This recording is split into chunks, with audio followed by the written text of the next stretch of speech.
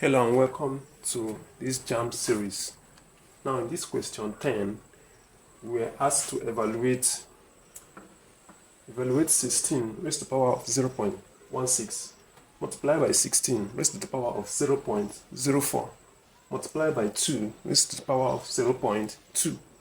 Now if you look at this question very well, it is from indices. It has to do with power, right? It has to do with power. Now, if you look at this question, you may think that it's very hard, but actually it is not hard. It's very simple. Actually, it is very simple. It is very simple. Now, if you look at this question, remember, we are doing in indices. We have in indices there is a law that says that when two numbers that has the same base are multiplying themselves, when two numbers that have the same base are multiplying themselves, their power will be added. For example, if you have a number like this, 2 raised to the power of 4 times 2 raised to the power of 5, it simply means that 2 raised to the power of 4 plus 5, right?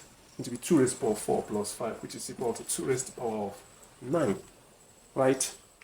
Now, to solve this question, you're going to use that style. Now, 16, the lowest base that we have here is 2. So we need to make all of them to have the base of 2.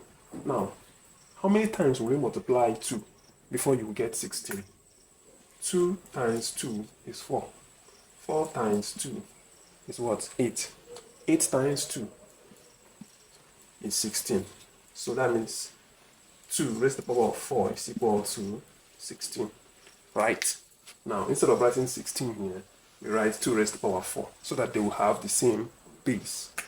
Now, this is equal to 2 raised to the power of 4 multiplied by 0.16 times 2 raised to the power of 4 multiplied by 0.04 times 2 raised to the power of 0.2. Right? Are you following? Now the next thing is to multiply this power first.